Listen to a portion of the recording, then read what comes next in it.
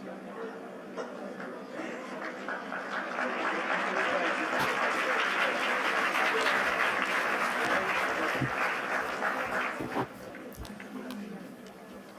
it?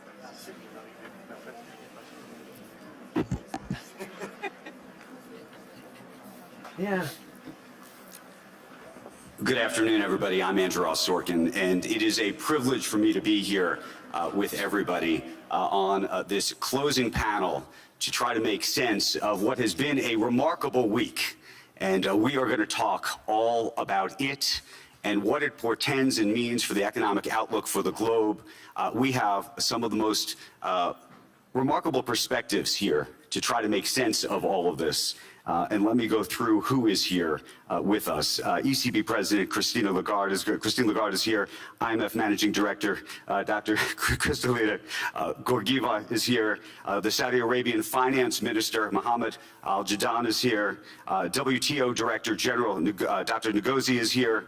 And we have Pfizer's Chairman and CEO Alberto Bourla as well. So we have a full cast to try to explain what has just happened in front of our eyes, but maybe more importantly, what it means for what comes next. So I want to start, if I could, with Madame Lagarde. And this is where I want to go with this, if I could, because I think we're all trying to figure out what we just saw. I think there was a lot of whiplash throughout the week.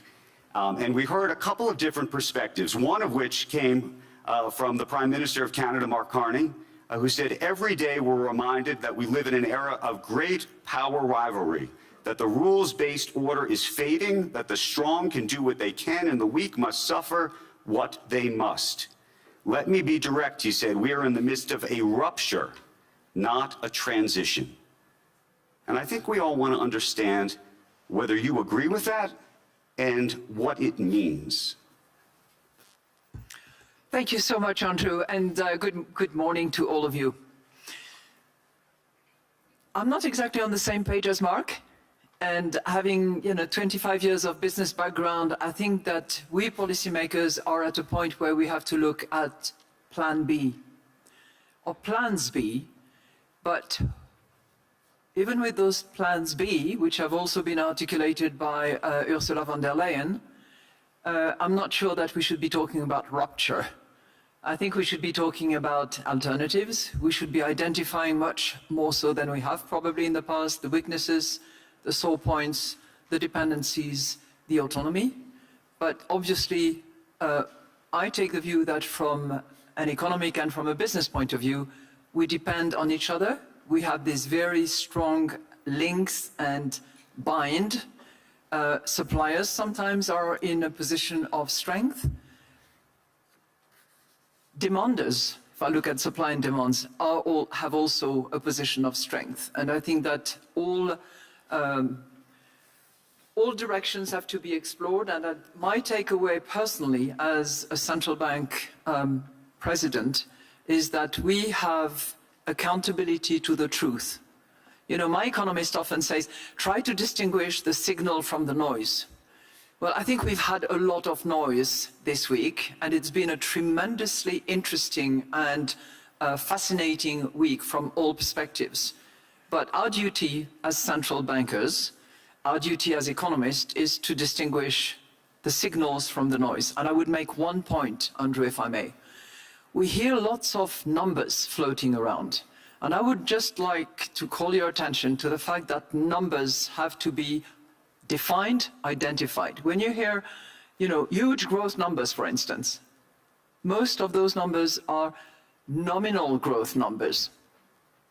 The real numbers are the real growth numbers. So when you hear 5% here, or 6%, or 7%, or 3%, in most instances, those are nominal numbers. You then have to take into account inflation and deflate those nominal numbers by the inflation. Then you get to the real numbers. This is one of the few things, I know it sounds a bit esoteric to the non-economist, but it's important to actually speak the truth. And that's one of my takeaway from here. We have to distinguish the signals from the noise. We have to be honest about the numbers that we use, and we rely on inflation expectations. We rely on the forecasts that are produced by our teams. We have to be honest when we publish, identify, communicate, and leverage on those numbers. There are lots of other issues that I could come to, but this is my takeaway at this point in time. I'm going to go to Kristalina, because one of the things I think we're all trying to understand is in a world of new allies or shifting allies, tariffs, and commentary like this, U.S. Commerce Secretary Howard Lutnick said, as I think we all heard, globalization has failed the West and the U.S. He said it's a failed policy. He says it's what the WEF has stood for, which is export offshore, fair farshore, find the cheapest labor in the world, and the world is a better place for it. But as a result of that thinking, it may be rewriting a lot of what those relationships look like, and also the economics behind the world order which we have known for so long. Well, there is no question that the world is changing. It has been changing for quite some time. There are two new features that we need to embrace. One is we are in a more shock-prone world. We get surprised by geopolitics, by technology, by climate, and we are not so accustomed to be in that kind of fast-changing environment. And two, we need to recognize that we are in a multipolar world. There are now regions in the world that have picked up. They have economic and geopolitical significance that they didn't have before. I can tell you from where I sit at the IMF, we embrace lovingly all our 191 members. And for a long time, we would do analysis at the country level and then at the global level. And now we recognize that we need to look at these regions. We need to look at the world as it is changing. For example, the Gulf Cooperation Council is a place I visit frequently because of the economic and geopolitical role it has. ASEAN is a part of the world that has shown tremendous dynamism. So the point I want to make is that how many of you have watched the movie The Wizard of Oz? Raise your hand. Wizard of Oz? Very simple. We are not in Kansas anymore. Dr. Ngozi, weigh in on this for us, because the other piece of this is, despite all of the various things we learned this week and what seemed like a lot of back and forth, and all of the consternation and hand-wringing, the economic numbers and the outlook, for the most part, seems to be remarkably optimistic. Yes, thank you, Andrew. I know it's hard for people to believe, especially with the tremendous disruptions we're seeing. So sometimes when you quote the numbers, and like Christine said, we have to be careful, numbers we're quoting, but I like to speak based on the numbers I see. People get surprised, but why should you be? Some of the systems that were built over this past 80 years were remarkably well built. And so what is happening is that in spite of all the disruptions, there's some resiliency built into the system. And that's what's showing up, along with other new things that are happening. So for instance, on the trade front, trade has suffered the biggest disruption in 80 years, global trade. There's absolutely no doubt about that. Global trade rules have been undermined. But I think the system has been put together in such a way that is quite strong, and it will take a lot to destroy it. Because we find that when we do the analysis, we haven't changed our methodology. 72% of world trade is still going on WTO terms, and people find that difficult. So the system is resilient. But does that mean that it doesn't have problems? Absolutely not. So I always say I may not agree with the unilateral actions on trade that have been taken, but I certainly agree with some of the diagnoses that things are not going well and things need to change. And that's why the WTO were very keen on reforming. But let me say this, from this week, there's one message. When I came in, I was in another interview. And last year I said chill. When I was asked what should we do without chill. Last year, last Davos. Are And you it still went chill? wrong. I said, steady nerves this time. Steady nerves, meaning that you don't have to react immediately to all you see. And that's why I share Christine's, let's separate the noise from actually what is happening. You need steady nerves to assess what the situation is and to react. If you react immediately, you may react the wrong way. But let me also then add that what we should learn is that anyone who has too many dependencies, if business people and policymakers leave this place not knowing that they have to manage their dependencies, then they've not taken away a lesson. If we are over-dependent on the US for markets, from the trade front, over-dependent on China for critical supplies, we need to diversify. And I think part of what Mark was saying was that he is trying to diversify Canada in trade, and we are supporting that. Our members should diversify their trade. But just to follow up on that, do you think this is a forever situation? Meaning there's some view that President Trump has taken a very aggressive approach around tariffs and around allies, and that he will be in office for another 3 years, but that the world could change in the future as a result. And then there's other people who think this is a state of permanence. Some of these divides, some of these tariff issues, some of these issues around supply chains and resilience and other things, some on the good side, some on the bad side. So how do you see that? I don't think we'll go back to where we were. You don't? No. And I think that if I were a business and a policymaker, I would be planning against a world that is not going to go back to where it was. A world that will have built-in uncertainties in it, and therefore I need to plan for how I'm going to be resilient with my business or my country. And I so touch on something Kristalina says, if I was running a country, I'd be trying to strengthen myself and my region. And I'd be looking at my region and then building resilience. So I don't think things will go back, but they will not be as bad as maybe we'll have a slightly better steady state for the future, but I don't believe we're going back. Can I bring a little bit of historical outlook on that? I agree with Ngozi, but I would add this. We have always traded and we will always trade. Trade is like a river, water. You put obstacle, it goes around it. Yes, it would be different, but there would be always the necessity of Dr. Ngozi to look over world trade. I don't know if you're clapping for me or for WTO, but whichever it is, we welcome it. I agree. There'll be a call. The multilateral call will be needed. Let me go to Minister Al-Jadaan. I think one of the other pieces, and they're actually not as big a discussion this week in some ways, though the topic of energy came up repeatedly, but oftentimes in the context of AI. But let me ask you, in the context of geopolitics, what you think of the impact of what's happened with the U.S. and Venezuela, and ultimately what you think it means to the price of oil, and how you see all of that playing itself out. Thank you very much. And I would like actually to just comment on the earlier discussion very briefly, and then I'll come to the energy market. It was interesting to hear a lot of discussions, including in the last 10 minutes, about we are living in a new world order. And I think it's interesting because we need to define we.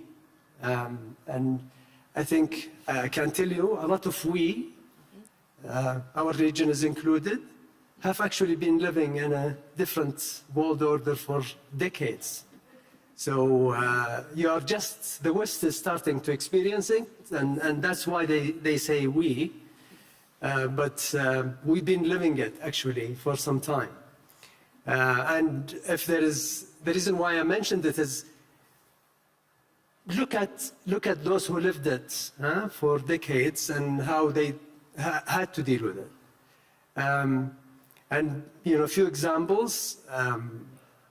I will talk about the Gulf states, but more those who actually even reached the diversification they want is, you know, Singapore, Korea, China, and then look at what we are doing in the GCC.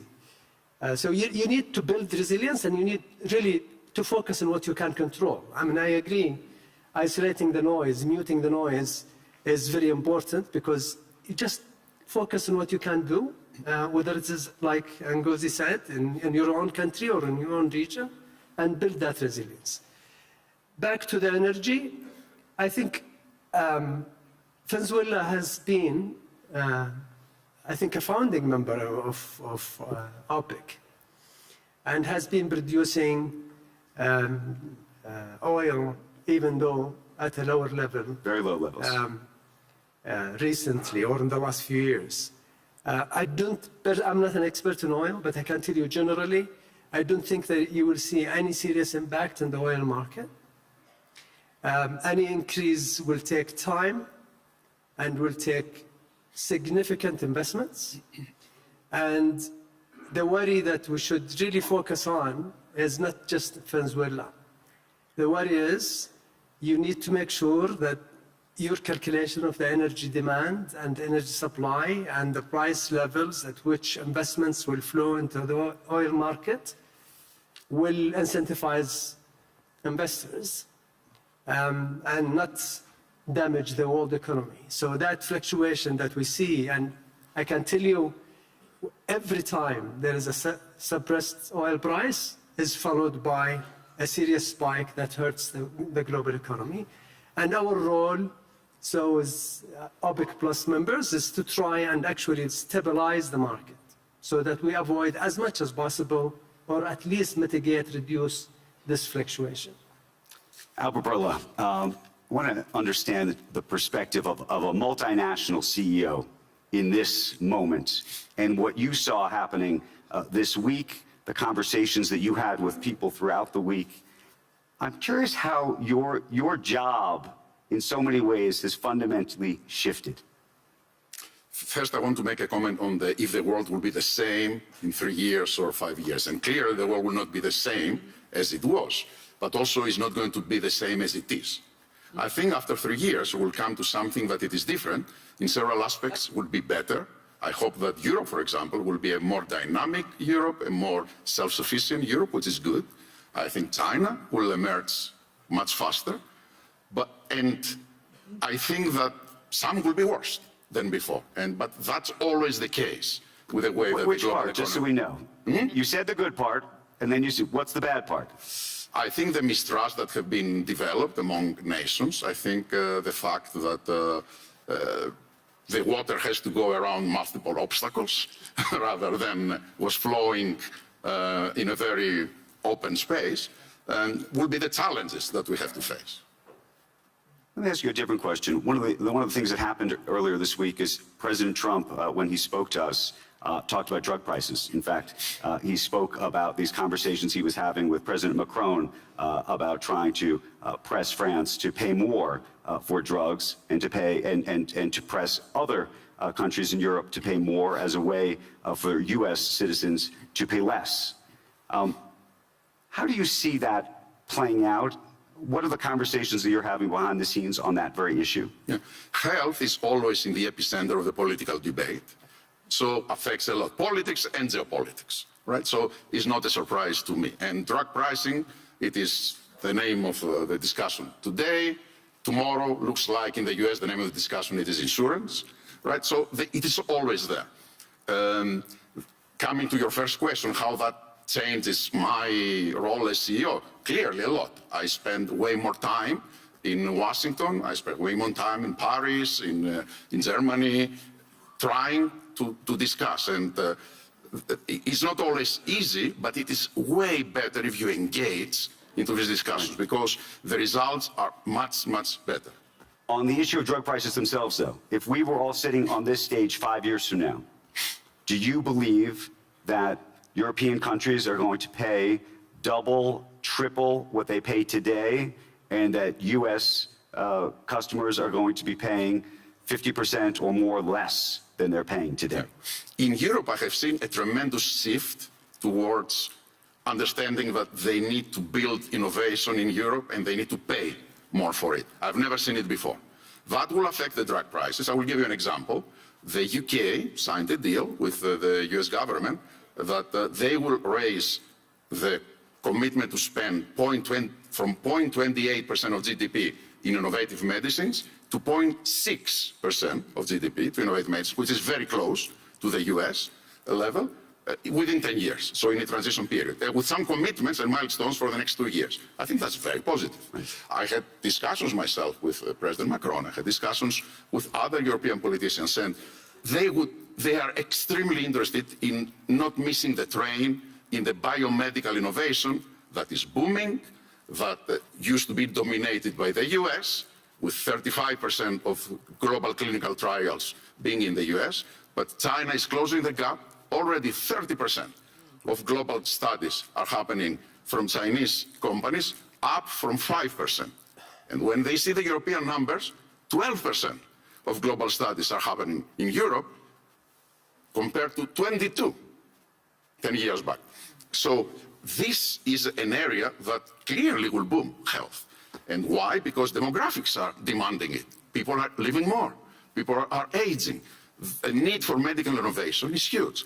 So the demand will be very big, but also the offer will be such that we have never seen before, because advancements in biology, but more importantly, AI and advancements in technology will allow us to bring medicines that we didn't even dream before. So the question is, who will deliver this innovation? And clearly right now, US and China, with China probably surpassing US in 1 or 2 years, are the two players. And Europe, all the European leaders, they see that, and they want to be part of it. And they understand that they need to pay for innovation so that they can develop a biotech ecosystem in the region. Madam Lagarde? Yeah, I'd love to echo what Albert said, because I think we have heard quite a lot of European bashing in the last few days. But if anything, it has been good. And we should say thank you to the bashers, because I think it has given us a complete realization of the fact that we have to be more focused, we have to work on those plans B that I was talking about, and we have to focus on innovation, improvement of productivity, and the rest of it. Point number one. Point number two, we are dependent on each other. If you look at AI, which has been much talked about in the last few days, AI is capital intensive, energy intensive, data intensive. And it prospers if there is plenty of all that. If we do not work cooperatively, if we do not define the new rules of the game, there will be less data available to process, there will be less capital flowing back and forth and here and there. And that is not conducive to the prosperity of a sector which is currently leading the game and which is very promising in terms of productivity. So we are in a bind, let's face it.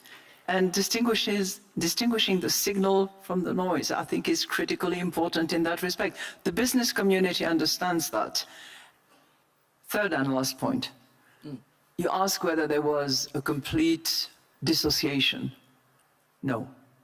I personally, and this might be my emotional side, sorry about that, we women tend to be emotional. I think we have to think of the people. And I have huge trust and affection for the American people.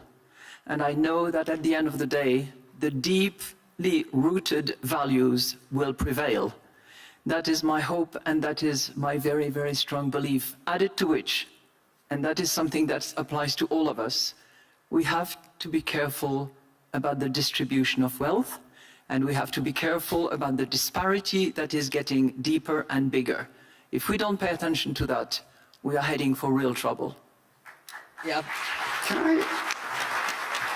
Andrew, the disparity both within countries and across countries. When we talk about prosperity, we also have to be mindful that there are countries in the world where conditions are bad and worsening.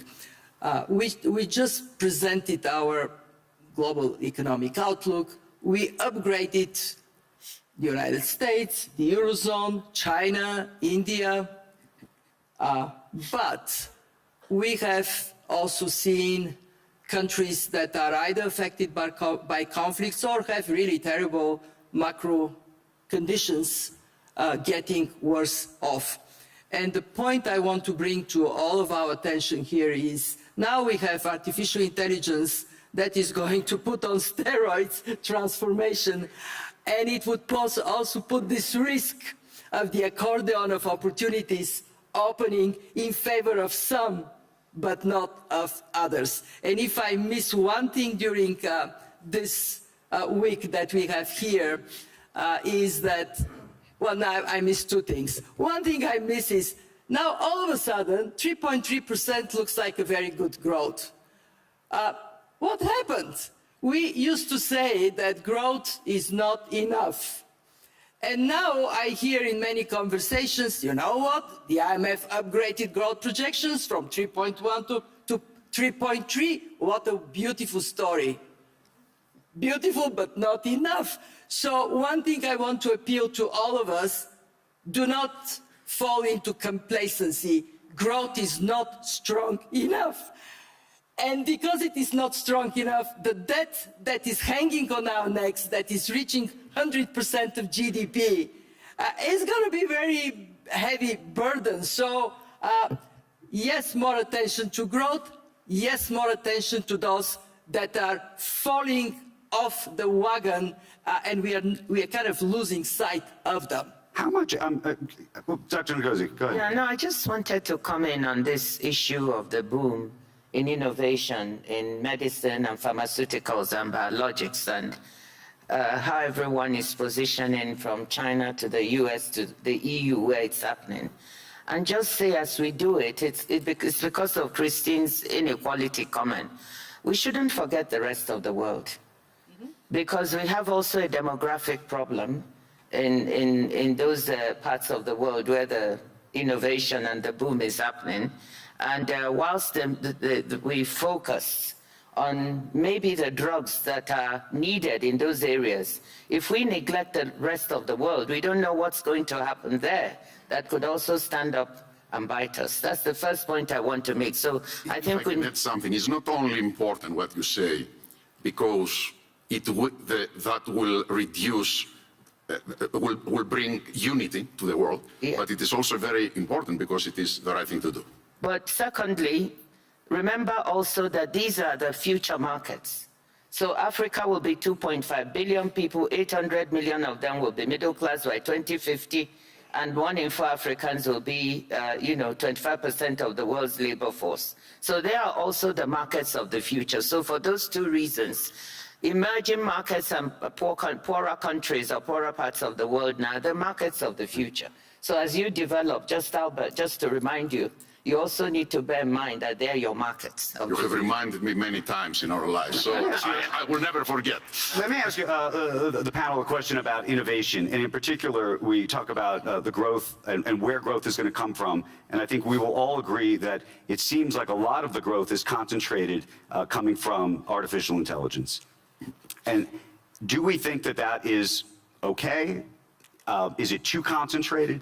But potentially, maybe even more importantly, Elon Musk, who was here yesterday, talks about this, great age of abundance. That in great success with AI, we are going to live in this new era. And I think, Christine Lagarde talked about inequality, and I think one of the questions is, where do the profits of the AI boom ultimately accrue, and what does society ultimately look like on the other side? Who wants to take that? Can I start? I think it's, to start with, I think first, in the immediate, 2 or 3 years, I think we need to be careful not to overestimate what's the impact of AI. AI is absolutely important, but for the next, for 26, 27, 28, I think we need to make sure that we don't overestimate what the impact of AI. Second is we need to avoid underestimating the risks that the AI is going to bring. And I think Kristalina also, Christine covered it in terms of the divergence of where the wealth is going to go. And third, we need to absolutely be careful with all the noise that we are hearing, including from AI, that we have a very serious debt issue, both in the public and private, that could actually, with all the noise that we are hearing in this week and beyond, can actually surprise us, just like the inflation in 22. So we need to be very careful, while we need to ensure that the AI is diffused and the benefits goes to as much people, as much small and medium enterprises as possible. We need to be watchful. I'll stop there. Yeah, I'm happy to pick it up. So I made my point about distribution of wealth and revenue. But I take away from this week two things on AI, and I've learned it from the AI proponents themselves, some of them geniuses in many areas. Two things that some of them say. Number one, is it going to be open source or not? And that's a really important discussion that they will be having, that maybe policymakers will engage in as well. Think about internet. Is it a common good? Has it been a common good? How is it governed? I think on AI, there is an element of that discussion that needs to be had. The second one is, how is it, I know I'm a European, so how is it regulated? I heard it from them, not me. They themselves are saying, let us watch out. From a general public good point of view, how much do we need? Do we want to facilitate this terrible path that we have observed with the use of social media? With young kids prey to horrible behaviors, for instance. Yep. So I think on those two accounts, the AI experts and actors are saying we must have that discussion and we must understand how we use AI so that we don't jeopardize social fabrics, the youth, Right. the kids who are coming. Can I just follow up on one thing real quick? I apologize, just because the minister made a comment about debt, and I know we're going off topic for a moment because we were on AI, but I'm curious, given what you do for a living, Madam Lagarde, what you think about, and there's obviously corporate debt, but I think you're referring to sovereign debt. Both. Both. And how much in this moment, I've always argued that debt is the match that lights the fire of any potential crisis in the future. And when you look at the debt that's in the system today, where you see the risk? First observation, AI is currently, the AI developments are not predominantly financed by debt at the moment. Okay, so I don't see that financing as the actual source for the next moment. There's debt and debt. There's the debt that is used to reform, restructure, invest in sustainable growth, and that is conducive to productivity. That debt is healthy. And then there is the other debt. And is there too much of it?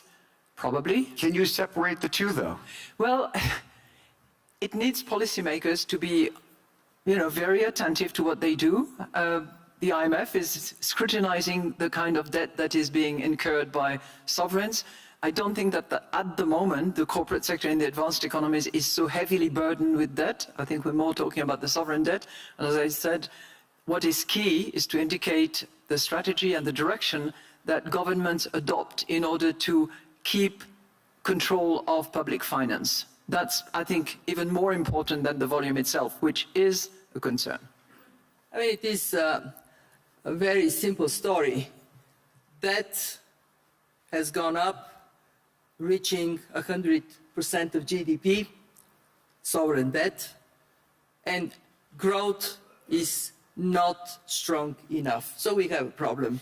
I want to go back to the AI. We are researching what is actually happening in labor markets. And there are three important observations. Number one, massive transformation of demand for skills.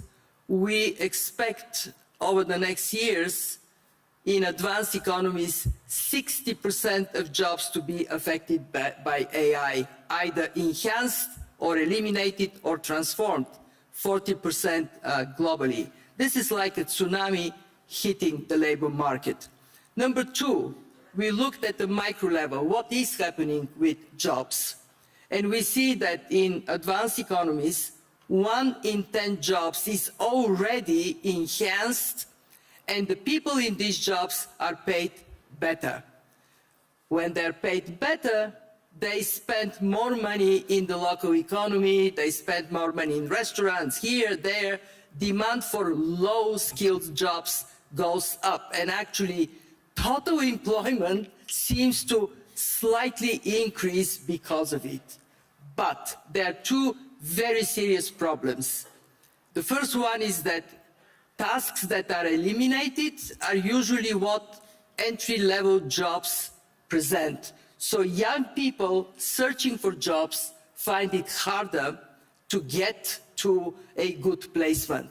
And the two I'm very worried about, who is getting squeezed? The jobs that are not touched. They're kind of the same.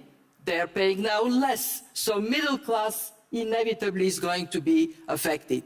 And the third observation I would make, that is my biggest worry, and actually we heard people talking about it, Christine talked about it, where are the guardrails? This is moving so fast, and yet we don't know how to make it safe. We don't know how to make it inclusive. And if there, again, I'm talking about my regrets of things we haven't discussed much here, we missed an opportunity to talk about that more. So my appeal is wake up. AI is for real, and it is transforming our world faster than we are getting a handle. Let me just ask one follow-up to that, which is, I think there's a lot of people talking about this issue, and maybe we should be talking more about it, but the question is, what do you do about it? We can identify the problem, and I think we've all spotted this. We see this train coming down the track, and I think we all don't know, when the train will arrive. Yes. But it's going to arrive. And so what are we supposed to, we can talk all about it, but what are we supposed to do in advance of it? Christine gave you the solution, put the Europeans in charge, they'll fix it.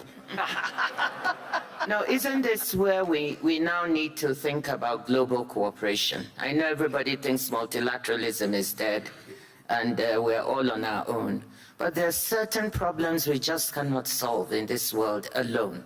And no one country or even one region can be responsible for regulating or putting the guardrails on AI. So should we not be looking to global cooperation on this issue, even though that's becoming a little bit of a dirty word? But before I hand over to you, I do want to say one thing. I'm almost afraid to say it. From the trade perspective, the work we've done shows that AI could be very beneficial. Yes. For Why trade. are you afraid to say it? Because of the issues that we're talking about the governance. It's not all a positive, even in our work. But we find that for trade, the story is a very good one. In 2 ways, AI will help reduce trade costs tremendously, the logistics of trade, and it helps increase productivity. We also find that AI is changing the nature of goods traded. Merchandise is becoming, has a lot of services incorporated in it. So it's quite exciting when you look at the landscape of AI from the trade front. However, so we have some work we did, AI would increase trade by 40% by 2040, but only if adoption of AI is relatively equal. If it is not, we're going to create more inequalities, and that's where Christine's point is also valid. Albert Bourla, I want to go to you on this actual topic for 2 reasons. One is AI is going to transform healthcare in a major way. I think there's so many advancements already happening, and I think there's a lot of excitement. I was talking to a scientist yesterday who was also, though, saying, and this is a very senior scientist, does remarkable work, who's historically hired lots and lots of junior people. And he was saying, I may not have to do that in the future. And it's actually going to be a very interesting question for his lab in terms of how he allocates resources. And I'm curious, as somebody who hires people in this business, what you think that does to the landscape. I think productivity will improve across all sectors. I don't think that there is any sector that will see so bad transformation as health, because you will see not only the general and administrative part of the business, but more importantly in drug discovery. And AI is an extremely powerful tool. In the hands of good people will create greatness. In the hands of bad people could create evil. I am a true believer that the benefits clearly will outpace the challenges and the risks. We do need regulations to do that. Are you asking me if in our labs maybe we could do the job with less scientists? Probably. But also I can see that the main direction that we are taking, it is not how to reduce our investments in the area, so how can do the same with less, but how can we do much more with the same, which is a very different way of seeing it. We have we have central bankers here, we have ministers here thinking about economics around the world. How do you think what you do for a living and actually what's happening in the pharmaceutical space and the connection with AI is going to change our economies? Tremendously. I think health, first of all, it is the largest sector of GDP contributor. It is 10% globally, 18% in the US. Compare it with real estate, which is 12% in the US. Compare it with defense, which is, I think, 4% in the US. So it's tremendous. So by itself, health and the economic activity around it will create significant impact on global growth. But more importantly, health helps all other sectors to be more productive. That's the big benefit of health. And that's why I spoke about the demographic challenges, that particularly in an aging population, the need to have productive workforce that probably will start working more and more, I mean, older and older, I think it is extremely important. We're going to run out of time, but I have one really final, maybe large philosophical question for this group. And it relates to, I think, something that we have seen play out this week. And it's something, it's a word that's come up a whole bunch of times on this panel, and it's the word about trust. And I think one of the very interesting things that's happened this week is there has been a real debate between the idea of what's long been really the underlying conversation at Davos, which is about creating trust, about creating relationships, about creating loyalty. And on the other side, a view that I think has been espoused here this week, and I think you've seen playing out, that actually maybe all of this has been a veneer.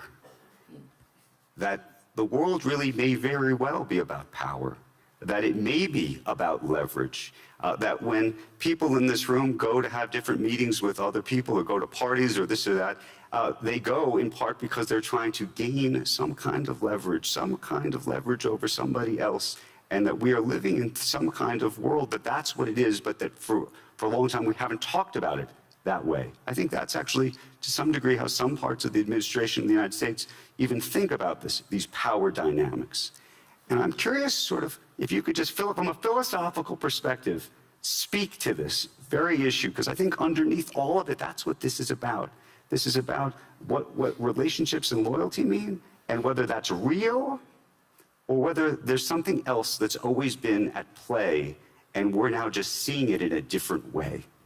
Who wants to take that? Could start if you want. I'll tell you two things. One is, it is and has been since, I don't know, God created this earth, a power grab. So it's, I mean, you cannot hide from this. I mean, it has been always like this.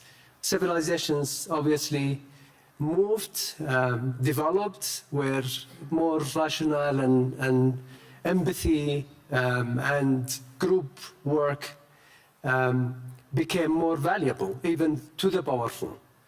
In today's world, I can tell you the fact, just simplifying it, the fact that 3,000 leaders flew into this very difficult weather village, or took the train to come here, says something that actually even the most powerful needed to come here and seek dialogue, because there are areas where they just cannot resolve it in their own no matter how powerful they are.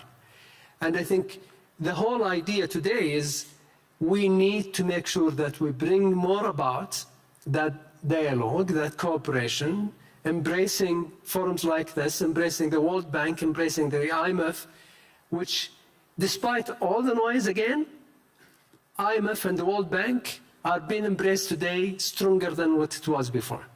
Because uncertainty requires these kinds of institutions to provide support. I'll stop there. Yeah. I want to second what Minister Al-Jadaan just said. I think trust and truth go well together. And what I take away from this week is that we have a duty of truth. We as institutions that provide numbers, that provide analysis of what is happening, hence my signals versus the noise, and this is how we can maintain trust. Second observation, it takes time to build trust. It doesn't take much time to erode it. I think trust has been eroded a little bit, maybe a lot, but our duty in the spirit of dialogue is definitely to rebuild what could have been eroded. Thank you.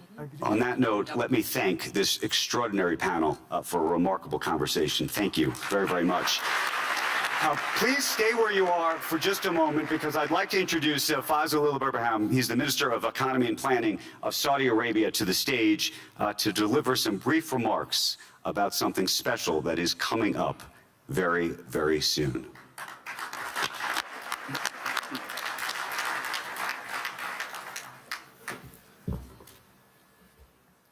Ladies and gentlemen, Assalamu alaikum wa rahmatullahi wa barakatuh.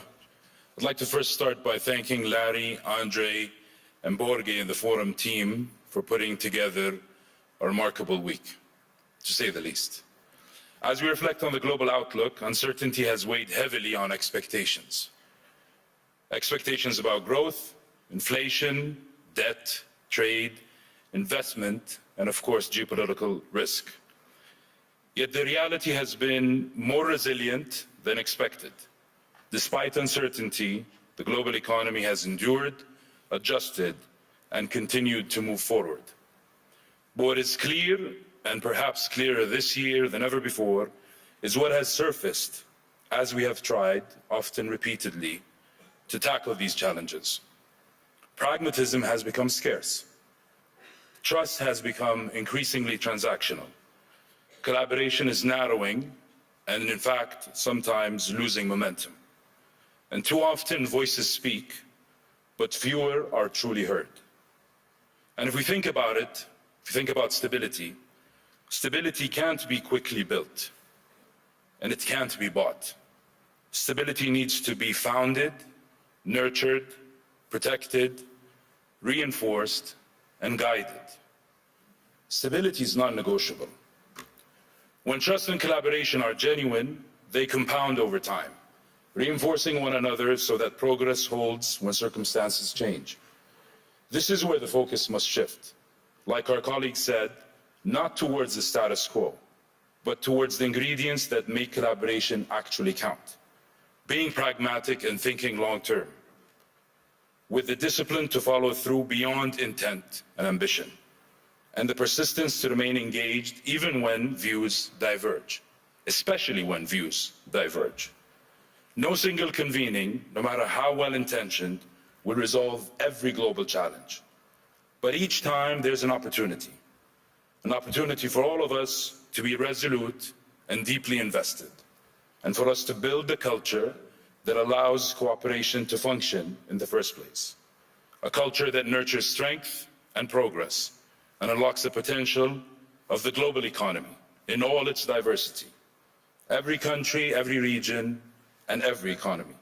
To stand shoulder to shoulder and confront complexity, work through it, rather than force or accept artificial convergence or watered down consensus. When confronted with uncertainty, our late founding king, King Abdulaziz, once said, "Al-Quwwa al-Quwwa la barakallah bil-dha'f," which captured a simple yet powerful idea. Facing challenges requires strength and confidence to move forward, especially when conditions are difficult. For there is no virtue in weakness. We cannot sit idle and wait for decisive moments. We cannot keep talking about multiple futures. What future do we want to see?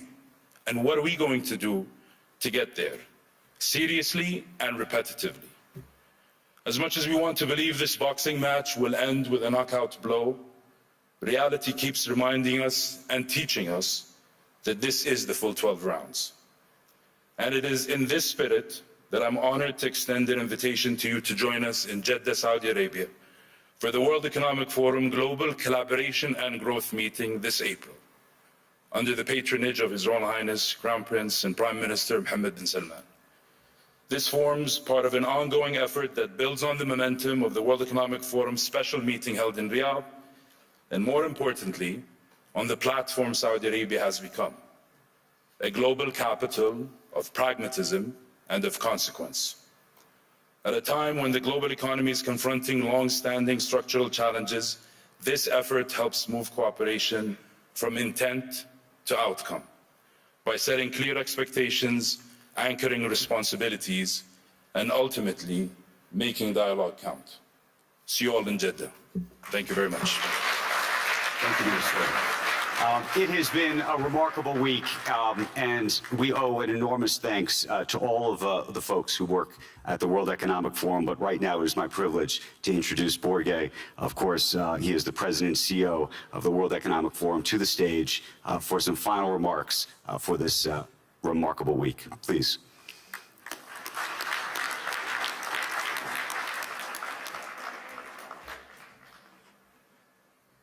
Thank you, Andrew Sorkin. Thank you to this great panel.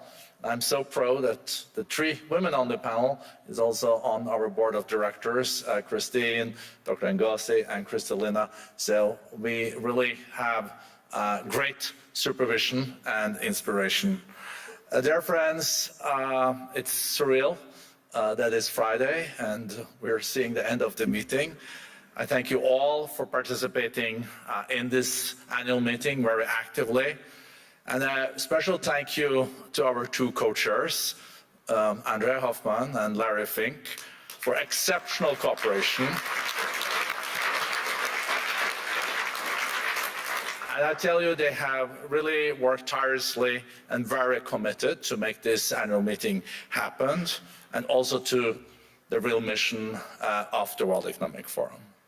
And of course, as Andrew already mentioned, I send like a monumental thank you to my all colleagues at the World Economic Forum that we pulled off this meeting. I'm so proud. Thank you.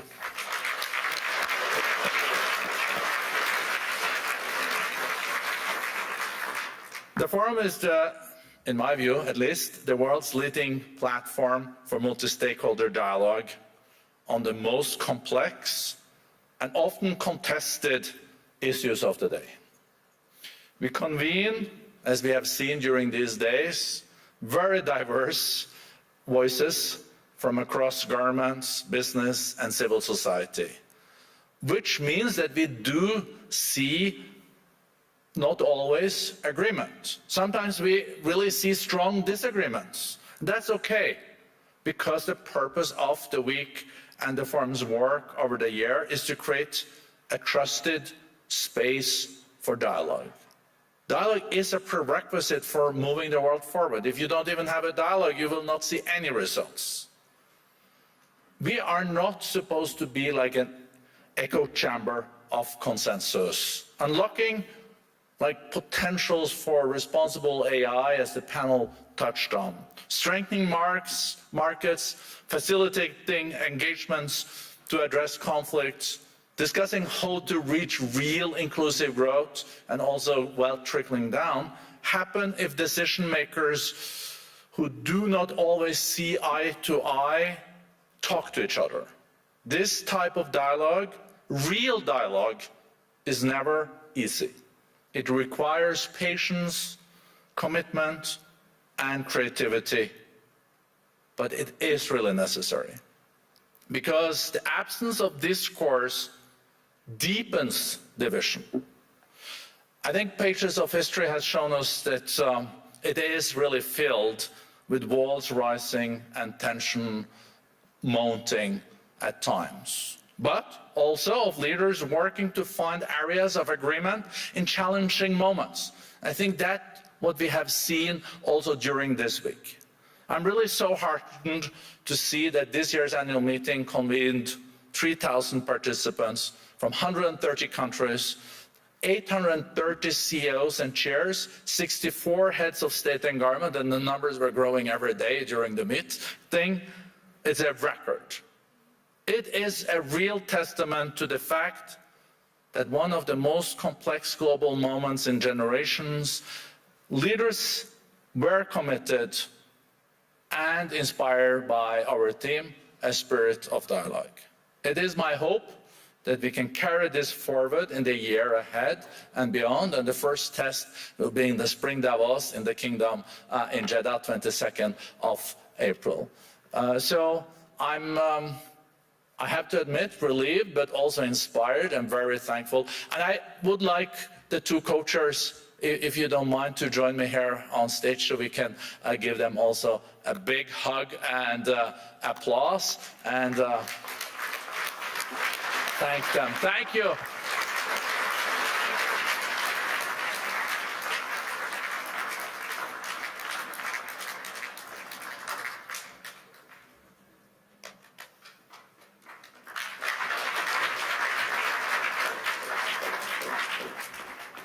So a very special moment, as you can see, closing the first meeting where I was acting as a co-chair. Spirit of dialogue, indeed, but I'm going to do a little sort of change. I'm going to separate you into two. On one side, there's our members, and thank you for coming. I think you've heard me saying that a couple of times during the week. Without you, we are nothing. So we really count on you to come and say, I mean, I talk for those who are still here, of course, because quite a number of you have left. But thank you very much for doing this. And then the staff. I mean, to pull off something like we just experienced, where the spirit of dialogues and the 5 strategic priorities were taken out into such a sophisticated outcome, needs an enormous amount of energy. And this is a human quality that I really found in everybody in the staff. So please, join me in clapping for them. They have done a fantastic job.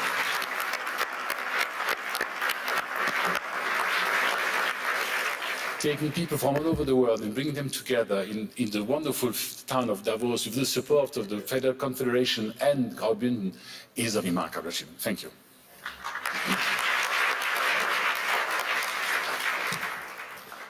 I would just say thank you to all of you, but more importantly, the big thanks is to the 1,000 members of the World Economic Forum who made this all happen. To pull this all together, making sure all the sessions work, making sure that we are consistent across all the different presentations and content. Even we had better music this year, we had better food this year. We did not have better traffic, that's something we're gonna have to work on. But really a great thanks of gratitude to all the members of the World Economic Forum pulling this off. None of us could have done this ourselves. Hopefully you all saw the great collaboration between Andre and Bourla and myself. It really worked. And lastly, I just want to, because I thought it was so profound, I want to end this forum with a quote that Elon Musk said in closing yesterday's session, that it's better to be an optimist and wrong than be a pessimist who's right. So on that note, enjoy, see ya.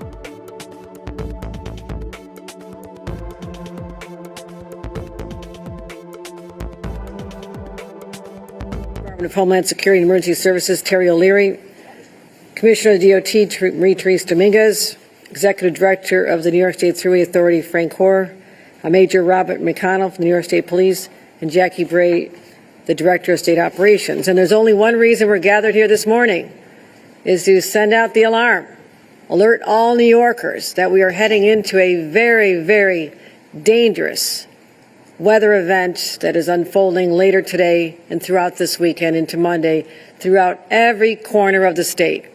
No state will be immune from feeling the effect of Mother Nature's wrath on this weekend. So we warned about an extreme weather event yesterday. That event has arrived.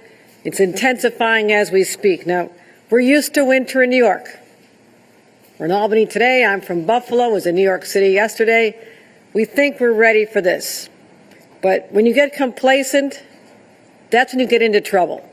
So I'm here to say this is a very dangerous combination of heavy snow and extreme, extreme cold temperatures.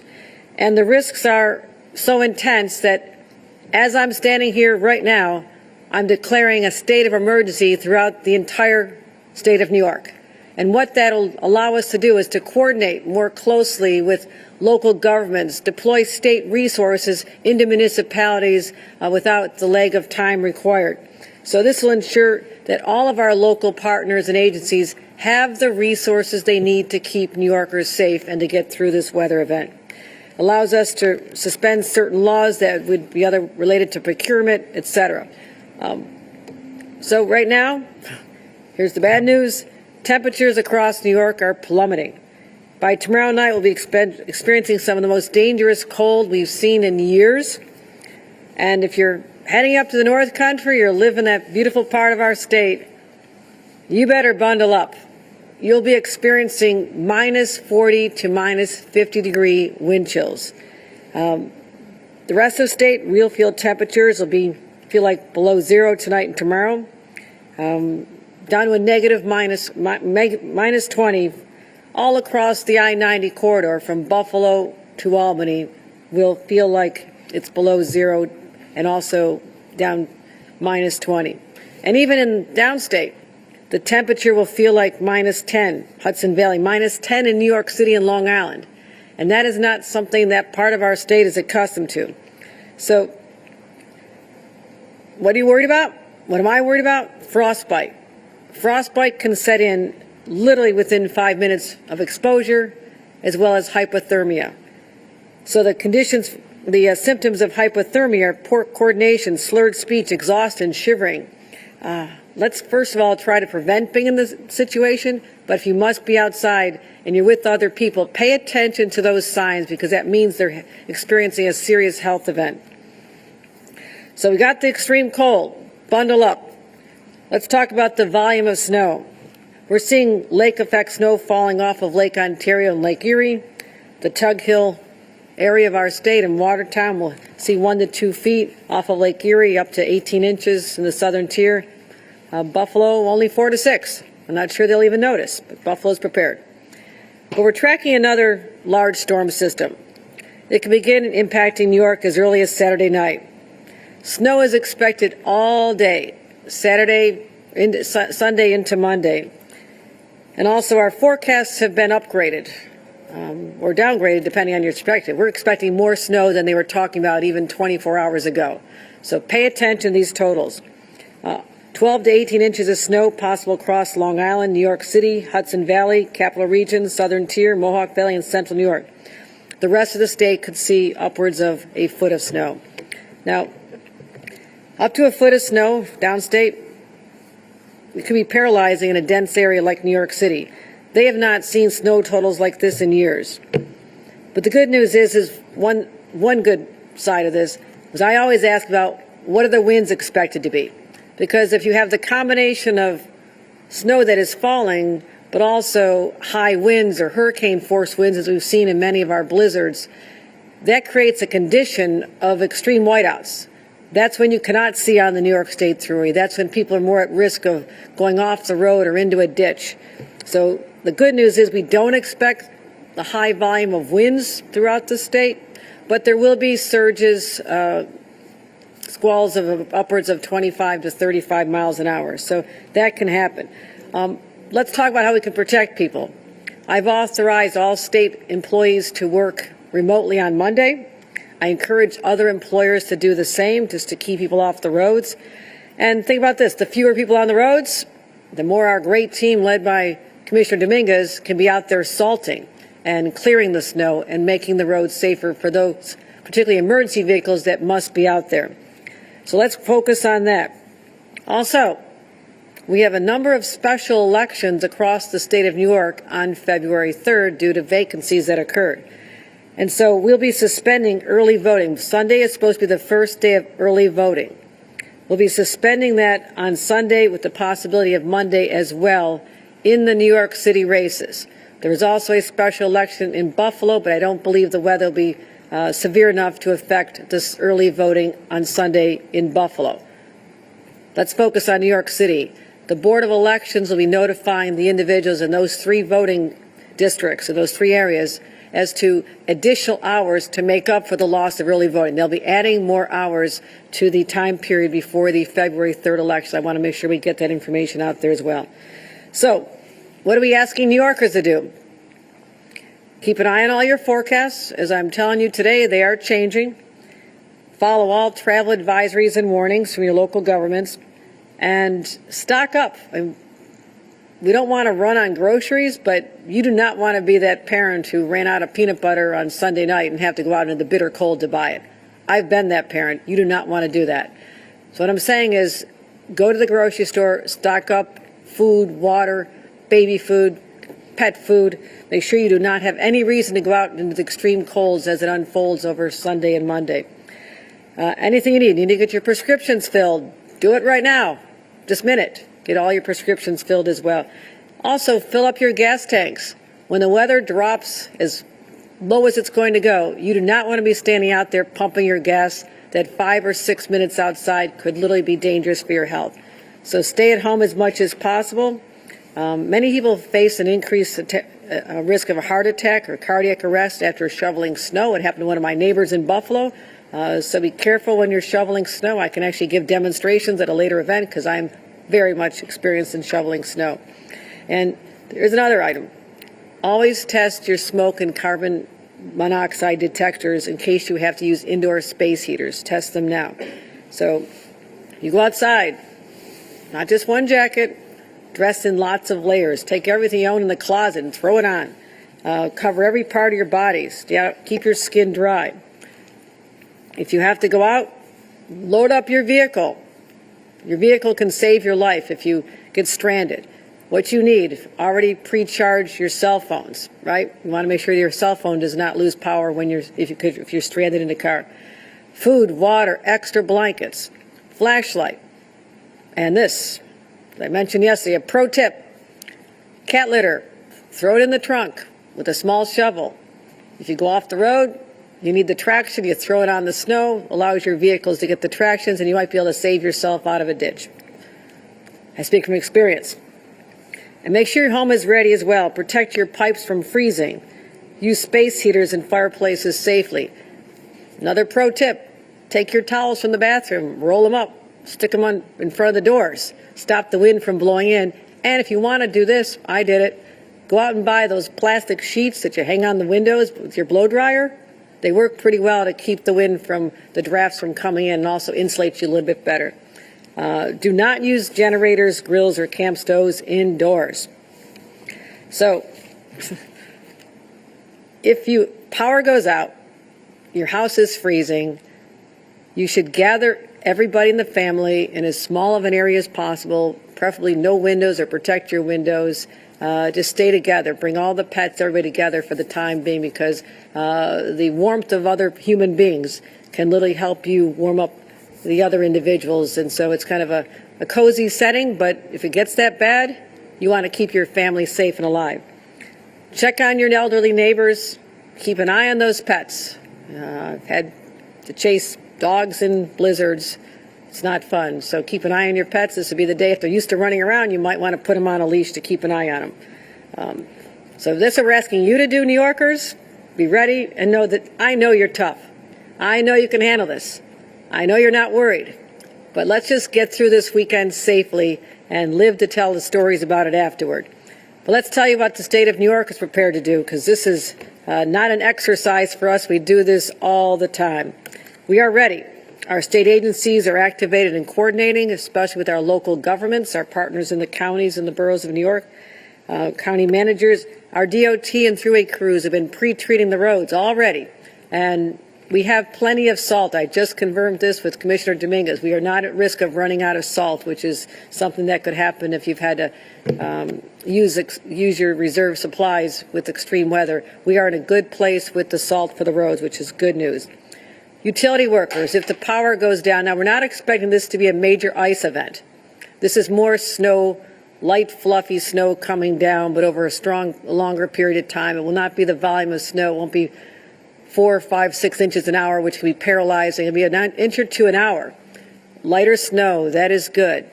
Not expecting ice to accompany it, which means that we should be in a good place with respect to the power lines. I always worry about ice accumulating on the power lines. 1 inch of ice can equate to about 700 pounds of weight on the power lines, and many areas they cannot withstand that. So we're not expecting that, but I'm preparing for the worst case scenarios here in New York. All of our utility crews, almost 5,600 utility workers, are on standby to respond to outages wherever they occur, so we can get your power and your heat on immediately or as soon as humanly possible. Also, our human services agencies are stepping forward to protect vulnerable New Yorkers, those who are unsheltered. We have to get people indoors, and we're working closely with Code Blue and working with our local county governments on that issue as well. Also, for transportation downstate, I have Jana Lieber right now doing a briefing on our plans to protect the subway system and transportation for New York City, New Yorkers downstate with the mayor very shortly. I just spoke to the mayor minutes ago, the mayor of New York City, let him know that we have a governor who's from Buffalo, and if he wants any tips to give me a call, and I give him some of them, and he's ready to go. We're looking to work very closely to coordinating. And again, our state of emergency that is now in effect allows us to literally go into the streets of New York if they call and need our assistance with plowing or whatever they may need. In any city that needs our help. We were just in Buffalo last weekend, I believe, providing this kind of mutual aid, which I think is so important. So we'll be hearing about that shortly. So MTA is going to do everything in their power to minimize disruptions, but New Yorkers should keep an eye on real-time updates. If the tracks are not cleared, we're not going to let any train go down unless we know it's safe. So we're already seeing some flight cancellations, so check in before you go to the airports as well. And as far as our actual resources, when I said we have DOT equipment and staff, we have 1,600 large plows, 149 medium plows. We got plows everywhere, snow blowers, thruway equipment, 345 large and medium duty plows everywhere, and 114,000 tons of salt on hand. It's a lot of salt. Good. Lastly, know that my team has already been doing this, but we're going to keep monitoring this storm throughout the days and nights ahead. We'll continue to update New Yorkers on exactly what we know when we know it, because my number one priority is keeping you and your families safe. And this is an event we can get through, but once the main storm and the extreme cold leaves us Monday or Tuesday, anticipate another week of really cold temperatures, not as severe as this weekend, but we're not going to be out of this for a while. So hunker down, change your habits, try to minimize your time outside. And I want to say this. I am so grateful to all the workers who have to be outdoors, whether they're working at the DOT or the Thruway Authority or the first responders who are out there doing everything they can to protect us, the nurses and healthcare personnel who have to keep showing up at their jobs. Let them know we appreciate them. Not everybody has the luxury of camping out, and not that they be watching any football this weekend. I will not be. But those who want to watch football or do whatever they're going to be doing this weekend is a gift. Stay warm, stay safe. But let's always be grateful for those who are literally putting themselves out there in extreme temperatures to keep the rest of us safe. So with that, I'll turn it over to Acting Commissioner Terry O'Leary for further updates. Thank you, Governor. to reiterate what the governor said, the state is prepared for this event. As part of that, in furtherance of the state of emergency, we have activated the State Emergency Operations Center starting on Saturday night. We anticipate it will be active through Monday. We've been in touch with our county and local partners about their needs, and we will also be helping staff their emergency operations centers as they open up. The governor mentioned the temperatures will activate code blue across the state. What we will see is localities and counties enhancing their shelter services. We also will be tracking warming centers as they open up. If you do experience power outages and have cold and need a warming center, we encourage you to call 211 to find the warming center in your locality. We've been preparing for this for a while, going back a year and a half when the governor charged us with working with localities for preparations. And as part of that, OEM, our partners at DOT, Thruway, state police, and other state agencies have done winter tabletops with all counties throughout the state so that we know we're prepared and who we're dealing with. Prepare yourself. Please stay inside for the next couple of days if you can. And after that, during the snow, please stay off the roads. If you're on the roads, please do not crowd the plows. Let these snow fighters do their job in clearing the roads. And if you see the state police or other law enforcement assisting stranded motorists, please obey the move over law and give them space to do their job when they are outside. With that, I'd like to thank the governor for her support for all of the first responders in the state, as well as our local first responders. And Governor, I'll turn it back to you. Thank you.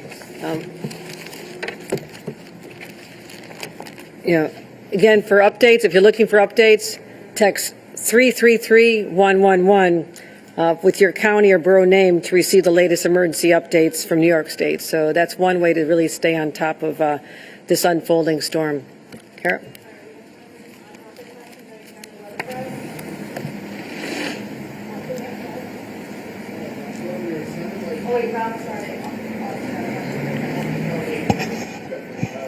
Snowstorms like this that we get in the state of New York often. Really project, Austin.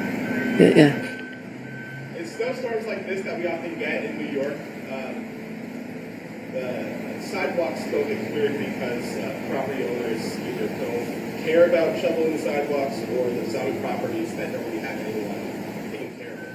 So going forward, is that something that you'd like to see, I guess, legislation on to make sure that people can walk safely when they get extreme weather like this?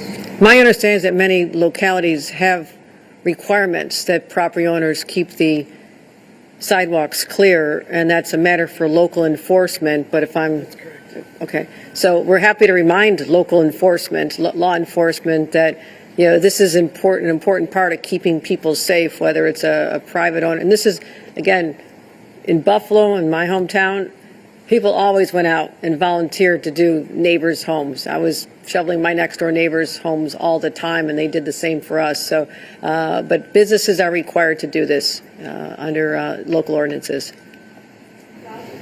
Yes, Governor, you mentioned that Buffalo is not going to get that bad. It should be all of Western New York is basically going to be the same, or some counties out there, or something. No, the snowfall will vary, as you know, from the southern tier part of it down to Chautauqua Ridge. I think possibly 18 inches there.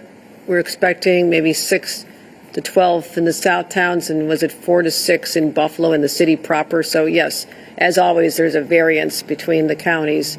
But again, focusing our concerns on where the population areas are. Buffalo, unlike what they've already had to endure a lot of this year, is pretty extreme weather when the rest of the state was not affected. Buffalo will not be getting the brunt of this, 4 to 6 inches in the city, but upwards of 18 inches in the Chautauqua Ridge.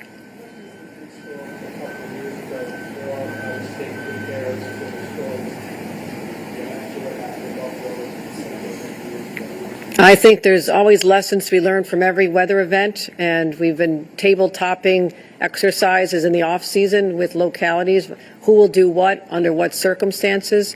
And I would say that we'll never lose sight of that horrible tragedy. It's seared in my heart and my memory as a brand new governor when that unfolded. And so I'm always concerned about reminding people that you have to stay indoors. I mean, there was a loss of life because people were outside, maybe didn't understand how severe it was, did not hear the warnings, did not, whatever reason, they were outside and the most horrible things happened to them. And so that's what I'm trying to prevent, is always reminding people that hypothermia can settle in quickly, frostbite can settle in, and that's something that maybe a lot of people in other parts of our state aren't even aware of.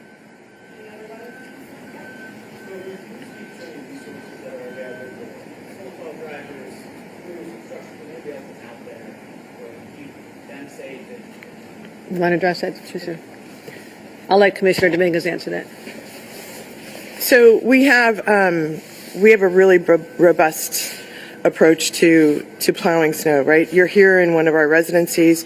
Not only do we have crews that are out that are well trained, they also know what to do in an emergency situation. So we try to make sure, one, that they've got all the materials, the resources, the communication capability. If they get stranded for whatever reason, which very rarely happens, that we've got eyes, tow equipment, whatever to get to them immediately. But the bottom line is they're very well equipped. They've got all of their necessary hard hats, snow gear. It takes everything to make sure that it all happens. And then we try to make sure that, even though we're working 24/7, that they get proper rest and are cared for, to make sure that they're making our roads as safe as possible for everybody to get out there. So we want to take care of them as well. Great. Thank you, everybody. Thank you.